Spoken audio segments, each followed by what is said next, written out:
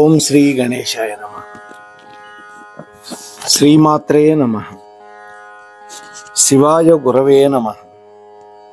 శ్రీకృష్ణ పరబ్రహ్మణే నమః. శ్రీరామాయ నమః.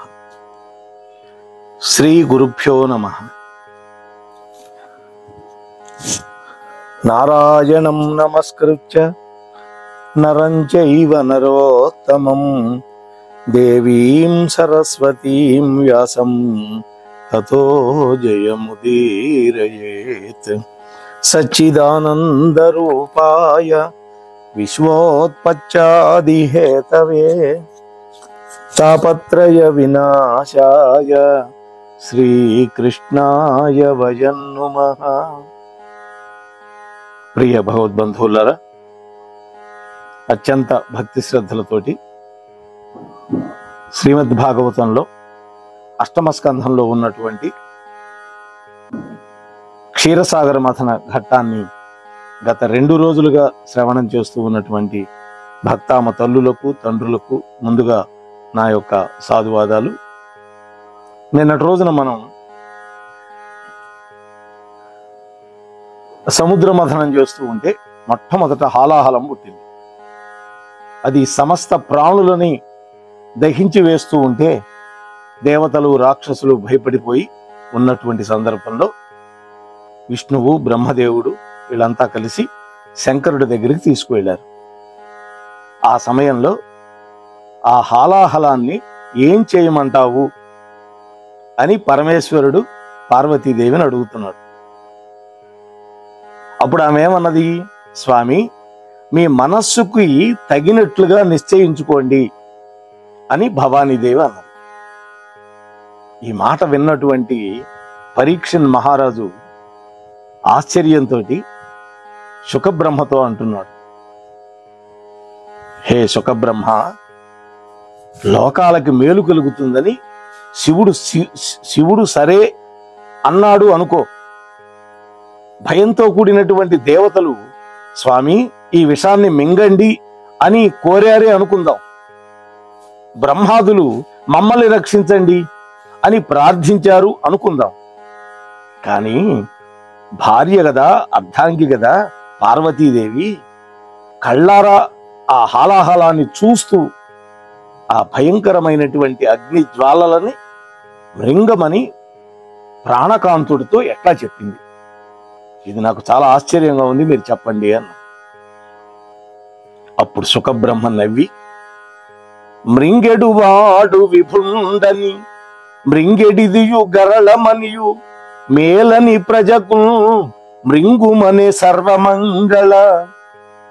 ఇక్కడే ఉన్నది ఈ పద్యంలో కిటుకంత. మంగళసూత్రంబునెంత మది నమ్మినదో. అందుకనే ఇప్పటికీ పెళ్లి కాబోయేటటువంటి అమ్మాయి పెళ్లి పీటలకి రాబోయే ముందర గౌరీ తపస్సు, గౌరీ పూజ చేయిస్తారు. అంటే మాంగళ్యానికి అధిదేవత గౌరీదేవి. ఎందుకనిట? ఇక్కడ చూడండి, మృంగేవాడు భర్తని తెలుసు. మృంగవలసింది అదేదో మామిడి పండు గుజ్జో లేకపోతే ఇంకేదో కాదు కదా, గరళం, భయంకరమైన కాలకోట విషమని తెలిసి కూడా బిడ్డలకి మేలు అనుకున్నది తల్లి. ఆది దంపతులు కదా వాళ్ళు, మనమంతా వాళ్ళ యొక్క బిడ్డలమే కదా. అందుకని బిడ్డలకు మేలగుతుంది అని మృంగమన్నది సర్వమంగళాదేవి. ఏమిటి ఆమె ధైర్యం అంటే, ఆమె యొక్క మంగళ సూత్రాన్ని మదినే ఎంత నమ్మినదో అంటాడు పోతన గారు. అంటే నా మంగళ సూత్రం గట్టిది. గట్టిది అంటే అదేదో ప్యాచ్ మోకు పెట్టి తయారు చేశారని కాదు. నా భర్తకి ఏమీ జరగదు, నా గళసీమలో ఈ మంగళసూత్రం ఉన్నంత వరకు అనేది ఆమె యొక్క ప్రతిజ్ఞ, ఆమె యొక్క పాతివ్రత్య మహిమ. శంకర భగవత్పాదులు వారు కూడా సౌందర్య లహరి చేస్తూ, అమ్మా విషం మింగినా కూడా నీ భర్తకి ఏం కాలేదు అంటే తవ తాటంక మహిమ అంటాడు. తాటంకములంటే చెవులకు పెట్టుకుంటే కమ్మలు, కుండలాలు. ఆ కుండలాల యొక్క మహిమ వల్ల విషం తీసుకున్నా కూడా నీ భర్తకి ఏం కాలేదు అని శంకర భగవత్పాదులు వారు అంటారు. ఇక్కడ దేవతలు శివుడి చుట్టూ చేరారు, జయ జయ ధ్వానాలు చేస్తూ ఉన్నారు. అప్పుడు శివుడు గంభీరమైనటువంటి కంఠస్వరంతో, ఓహో లోకద్రోహి, ఓ విషమా, ఓ గరళమా, పోవద్దు, రా రా అంటూ అన్ని చోట్ల వ్యాపించినటువంటి ఆ మహా విషాన్ని తన యొక్క చెయ్యి చాచి పట్టుకున్నాడు.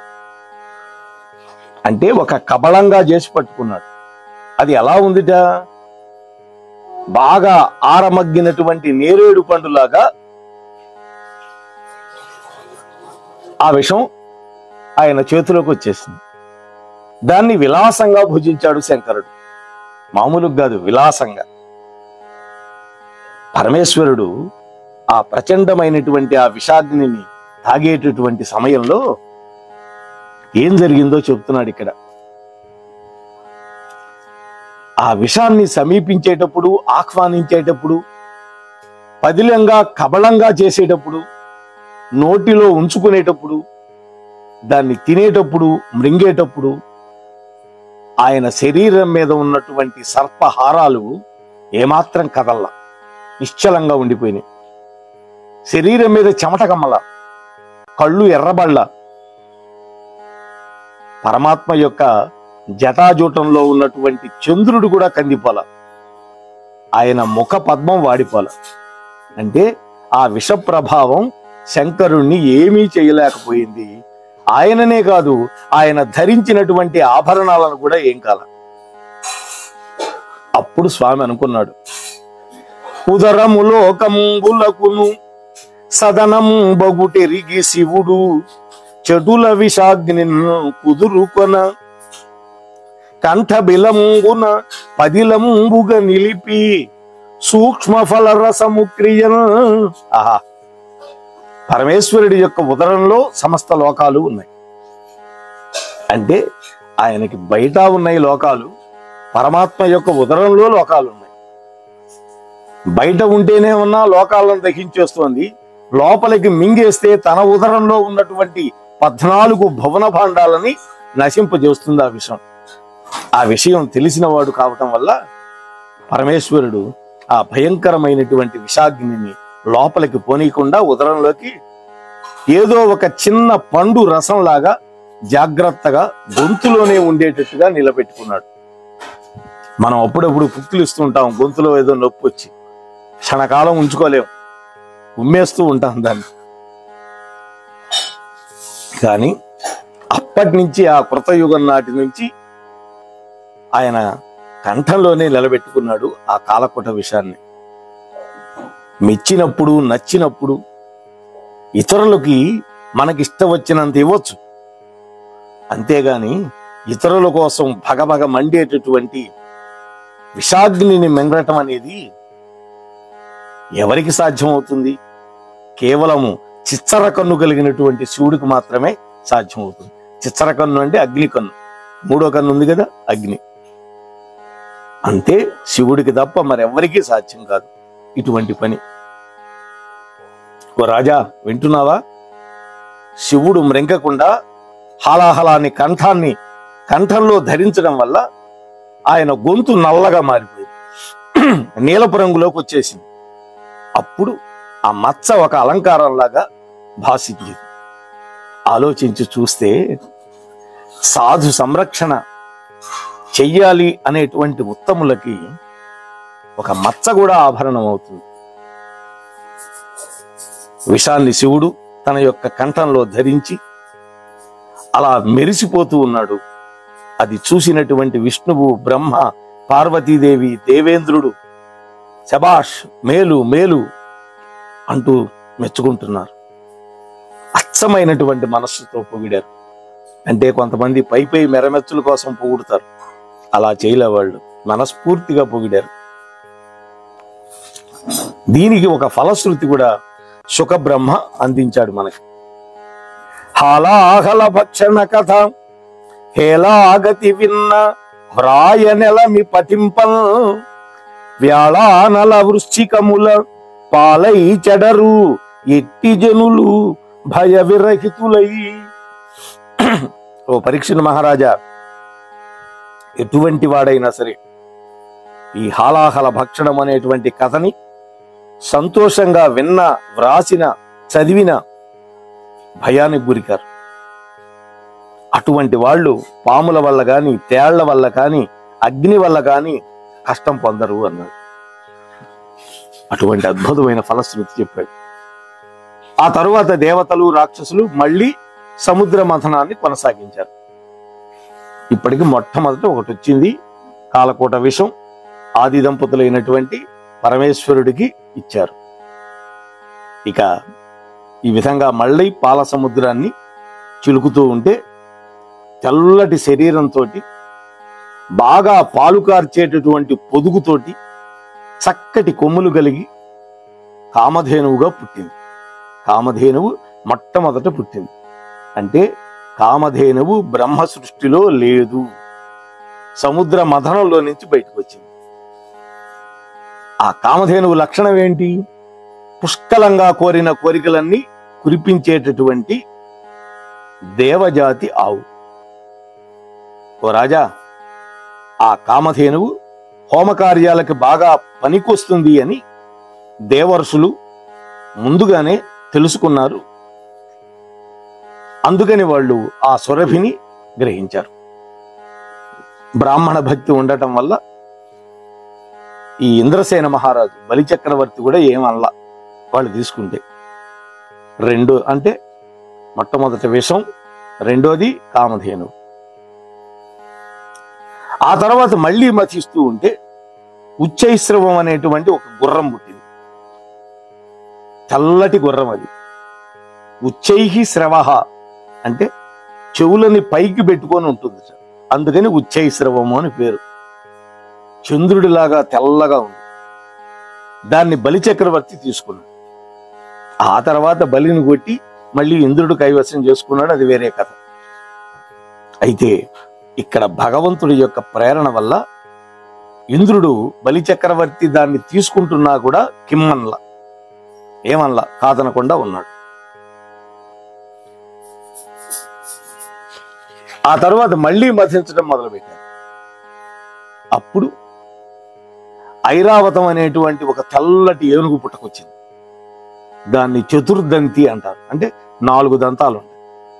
ఏ ఏనుగుకైనా 2 ఉంటాయి దంతాలు, కానీ ఇక్కడ ఐరావతానికి 4 దంతాలు. ఆ దంతాలతోటి ఆ ఏనుగు కొండల శిఖరాలను కూడా కూల్చివేయగలిగినటువంటి గొప్ప బలం కలిగింది. అది మనోహరంగా విరాజిల్లుతూ ఉంది. దాన్ని కూడా రాక్షసులే తీసుకున్నారు. కాకపోతే ఆ తర్వాత దేవేంద్రుడు వాళ్ళని గెలిచి తాను పొందాడు, తనకు వాహనంగా అయింది. ఇంకా సముద్రం మథిస్తూ ఉంటే ఆ సమయంలో పాల సముద్రంలో నుంచి కల్పవృక్షం పుట్టుకొచ్చింది. ఈ కల్పవృక్షం లక్షణం ఏంటి? అన్ని ఋతువుల్లో విరగబూస్తుంది. ఆ పువ్వులు వాడిపోకుండా ఉంటాయి. అది ఇంద్రుడు గ్రహించాడు, తన యొక్క నందనవనంలో నాటించాడు దాన్ని. తర్వాత అంటే ఇంద్రుడి యొక్క నందనవనానికి ఎంతో అందం ఇచ్చేటటువంటి చెట్టు అది. ఆశ్రయించిన వాళ్ళ కోరికలన్నీ తీరుస్తుంది. ఆ తర్వాత మళ్ళీ మథిస్తూ ఉంటే అప్సరస స్త్రీలు పుట్టారు. అప్ అంటే నీరు, అందులో నుంచి వచ్చారు కాబట్టి వాళ్ళకి అప్సరసలు అని పేరు. వీళ్లలో రంభ, అలాగే మేనక, హేమ ఇటువంటి వాళ్ళు ఉన్నారు. వీళ్లలో తిలోత్తమ లేదు, అలాగే ఊర్వశి కూడా లేదు. ఊర్వశి నారాయణుడి యొక్క తొడలో నుంచి వచ్చింది. తిలోత్తమ అన్ని అందమైనటువంటి వస్తువుల నుంచి నువ్వు గింజంత చొప్పున గిల్లి ఒక ఆకృతి ఏర్పడిస్తే వచ్చింది తిలోత్తమ. వీళ్ళిద్దరు తప్ప మిగిలినటువంటి 10,000 మంది అప్సరకాంతలు అందులో నుంచి పుట్టుకొచ్చారు.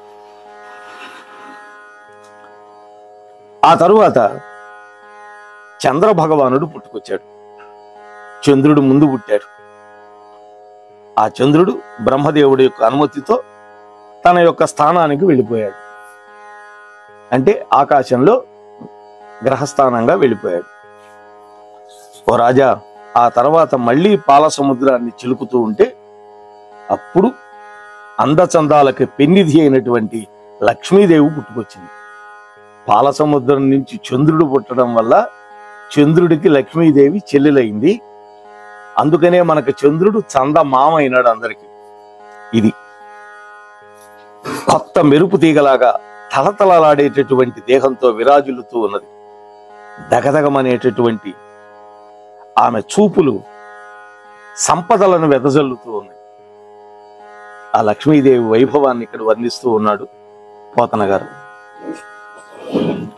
పాలమున్నీటిలో పలిమీది మీగడ మిసిమి జిడ్డున చేసి మేను వడసి క్రొక్కారు మెరుగుల కొసల తళుక్కుల మేని చేకల నిగ్గు మెరగు చేసి నాడు నాటికి బ్రోది నవకంపు తీవలమను బోధచే నెయ్యంబు నూలు కొలిపి క్రొవ్వారు కెందమ్మి కొలుకుల ప్రొద్దున పొలసిన వలపుల ప్రోది పెట్టి పసిడి చెంపక దామంబు బాగుగూర్చి వాలు క్రొన్నెల చెలువున వాడిదీర్చి జానతనమున చేతుల జిడ్డు విడచి నలువ ఈ కొమ్మనోగి చేసినాడు నేడు. ఆ బ్రహ్మదేవుడు సృష్టికర్త పాలసముద్రం మీద ఉండేటటువంటి మేగడ మిసమిసలతోటి ఈ కాంతామణి యొక్క దేహాన్ని నేర్పుగా తీర్చిదిద్ది వర్షాకాలపు కొత్త మేఘం యొక్క మెరుపుల అంచులలోని సరికొత్త కాంతి రేఖలతో మెరుగుపెట్టి కోమలమైనటువంటి తీగల యొక్క సన్నని చెలువంతో అందంతో దినదినము స్నేహం చేయించి విరిసినటువంటి ఎర్ర తామర కొలనులో వేకుమజామున వెలిసేటటువంటి సువాసనతో ప్రొది చేసి బంగారు సంపెంకెల దండ అందాన్ని సమకూర్చి బాలచంద్రుడి యొక్క సొగసుతో అందానికి పదును పెట్టి ఈ అందాల రాశిని సృష్టించాడా అనేటట్టుగా లక్ష్మీదేవి అద్భుతంగా ఒప్పారుతూ ఉన్నది అక్కడ. అప్పుడు అక్కడ ఉన్న దేవతలు దానవులు అందరూ కూడా ఆ లక్ష్మీదేవి యొక్క సౌందర్యాన్ని పొగుడుతూ ఉన్నారు. ఆ సమయంలో లక్ష్మీదేవికి మంగళ స్నానం చేయించడం కోసం దేవేంద్రుడు వెలలేని రత్నాల పీఠాన్ని తెచ్చి అమర్చాడు. ఒక మంచి సింహాసనం పెట్టాడు. అప్పుడు దేవతా ముత్తైదువులు నిర్మలమైనటువంటి నీళ్లు నిండినటువంటి కడవలు కొన్నింటి తెచ్చిపెట్టారు. భూదేవి ఆ కలశాల్లోకి చిగుళ్ళు నింపింది. లేత లేత ఆకులు, పంచపల్లవాలు, గోవులు పాలు పెరుగు నెయ్యి మొదలైనటువంటి పంచగవ్యాలను ఇచ్చాయి. అందులో నుంచి పుట్టింది కదా కామధేను. వసంతుడు విరివిగా తేనె అందించాడు. మునులు సంకల్పం చెప్పారు. మేఘాలు పణవానాదాలు వినిపించింది. శంఖాలు వీణలు పిల్లన గ్రోవులు మురోగినట్లుగా ధ్వనిస్తూ ఉన్నాయి మేఘాలు. గంధర్వులు పాడుతూ ఉన్నారు. గంధర్వ కాంతలు నాట్యం చేస్తూ ఉన్నారు. మహాపండితులు కొంతమంది మంగళాశీస్సులు పలుకుతూ ఉన్నారు. అప్పుడు దిగ్గజాలు ఉన్నాయి. అష్టదిగ్గజాలు, 8 దిక్కులకి ఉండేటటువంటి ఏనుగులు. అవి తమ తొండాలు చాచి దేవలోకంలో ఉన్నటువంటి మందాకిని జలాలు తెచ్చినాయి. అంటే దేవలోకంలో ఉండే గంగమ్మకి మందాకిని అని పేరు. తమ తొండాలతో తెచ్చి అన్నుల మిన్నయ్యైనటువంటి లక్ష్మీదేవికి స్నానం చేయించింది. అందుకనే ఇప్పటికీ లక్ష్మీదేవి బొమ్మకి పటానికి 2 పక్కల 2 ఏనుగులు మనకు కనిపిస్తాయి.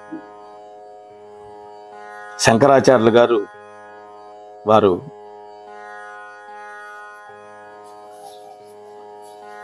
ఆ సువర్ణధార స్తోత్రం ఉంది కదా, కనకధార స్తోత్రం, అందులో కూడా ఈ విషయాన్ని వ్యక్తపరిచారు శంకర భగవత్పాదులు. ఓ రాజా, వింటున్నావా?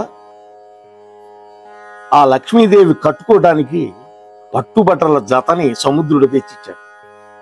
ఎందుకని? తన పుత్రిక కాబట్టి కూతురికి తెచ్చిచ్చాడు బట్టలు. వైజయంతి మాలికని వరుణదేవుడు వచ్చి సమర్పించాడు. కంకణాలు, గజ్జెలు, కడియాలు మొదలైనటువంటి అలంకారాలని దేవతా శిల్పి అయినటువంటి విశ్వకర్మ తెచ్చిచ్చాడు. మంచి ముత్యాలహారాన్ని సరస్వతీదేవి తెచ్చిచ్చింది. లీలా కమలాన్ని బ్రహ్మదేవుడు తెచ్చిచ్చాడు. అమ్మవారి చేతిలో కమలం ఉంటుంది, లీలా కమలం అంటాం. నాగరాజులు కర్ణాభరణాలు తెచ్చిచ్చారు, చెవులకు పెట్టుకునే ఆభరణాలు. మంగళకరమైనటువంటి స్తోత్రాలు వేదమాత గాయత్రీదేవి సమకూర్చింది. ఎల్ల లోకాలకి ఏలిక సానివై జీవించు అంటూ అష్టదిక్కులు వచ్చి రూపాలు ధరించి దీవించింది. ఈ విధంగా అమ్మ మెరిసిపోతూ ఉంది. అద్భుతంగా వర్ణించాడు ఈ ఘట్టాన్ని పోతనామాచ్యుల వారు. ఆ తర్వాత మంగళ కార్యం వల్ల యథావిధిగా పూజిత అయినటువంటి ఆ తల్లి, ఆ ఇందిరాదేవి ఝుంకారం చేస్తున్నటువంటి 9 సమూహంతో కూడినటువంటి కలువ పూల దండని చేతిలో పట్టుకున్నది. వరమాల మేఘాల మధ్య నుండి మెరుపు తీగలాగా ఆమె యొక్క కపోలాలు కర్ణాభరణాలతోటి మెరిసిపోతూ ఉన్నాయి. సిగ్గుతో మందహాసం చేస్తూ ఉందమ్మ. అత్యంత సౌందర్య రాశిగా తేజరిల్లుతూ దేవతల మధ్య నిలబడి ఉన్నది వరమాల 2 చేతులలో ధరించి అమ్మ. లక్ష్మీదేవి యొక్క అపురూపమైనటువంటి ఆకారం, ఆమె కళ్ళు, ఆమె యొక్క శిరోజాలు, ఆమె సన్నటి నడుము, ఆమె ముఖం, ఇవన్నీ చూసి విష్ణుదేవుడు తప్ప తక్కిన దేవతలందరూ కూడా ధైర్యాన్ని కోల్పోయి చికాకు పడిపోయారు. అంటే ఈమె మనకి కాదు, ఇది ఈమె విష్ణుమూర్తికి ఇల్లాలు కావలసినది అని వాళ్ళందరూ మాతృభావంతో చూస్తూ ఉన్నారు. ఆ విధంగా నిలబడి అన్ని వైపులా తనను చుట్టుకొని ఉన్నటువంటి యక్షులు, రాక్షసులు, సిద్ధులు, సాధ్యులు, దేవతలు, గరుడులు, గంధర్వులు, చారణులు మొదలైన దేవజాతుల వాళ్ళందరినీ నిత్య సౌభాగ్యవతి అయినటువంటి ఆ లక్ష్మీదేవి చూసింది. క్రీగంట చూసింది ఆ తల్లి. ఆ కన్యారత్నం తన మనస్సులో ఈ విధంగా ఆలోచిస్తూ ఉంది. ఏమనుకుంటున్నదో చూడండి అమ్మ. ఇక్కడ చాలా మంది ఉన్నారు, కానీ వీళ్ళందరిలో సహజ దుర్గుణ శోభితాలు అందరూ ఏదో ఒక దుర్గుణం ఉన్నవాళ్లే ఉన్నారు. వీళ్ళల్లో ఎవ్వరూ దోషరహితులుగా నాకు కనపట్టలేదు అని అమ్మ ఆలోచిస్తూ ఉంది. లక్ష్మీదేవి విష్ణువుని గురించి ఆలోచించి మెచ్చుకోలుగా ఆయన వద్ద నిత్య సౌభాగ్యవతిగా ఉండవచ్చు కదా అనుకుంటున్న అమ్మ. నేను విష్ణువుని వరిస్తే నాకు వంతు వచ్చే సవతులు లేరు. ఈయన నివాసం అద్భుతమైన సంపదలతో ఆలవాలమైంది. గొప్ప అందగాడు, చందనంలాగా చల్లటి మనస్సు కలిగిన వాడు, ఏనాడు కలత పొందడు, ఇతరులని కలత పెట్టడు, పరమదయాళువు, నిర్మలమైన వాడు. అందువల్ల నేను ఈయనను గనక వరిస్తే చక్కగా సేవించుకోవచ్చు. అంతేకాదు ఈ మహాత్ముడు ఆడిన మాట తప్పడు, స్థిరత్వం కలిగిన వాడు, సజ్జనులను కాపాడేటటువంటి వాడు, కామ క్రోధాది దుర్గుణాలు లేనటువంటి వాడు. ఓ, ఇతడే నాకు తగిన భర్త అని ఈ రీతిగా శ్రీ మహావిష్ణువు యొక్క గుణగణాలన్నీ కూడా మనస్సులో అనుకుంటూ పూలమాలని ఆయన మెడలో వేసి విష్ణువుని వరించేసింది లక్ష్మీమాత. శ్రీ మహాలక్ష్మికి జై, శ్రీమన్నారాయణమూర్తికి జై.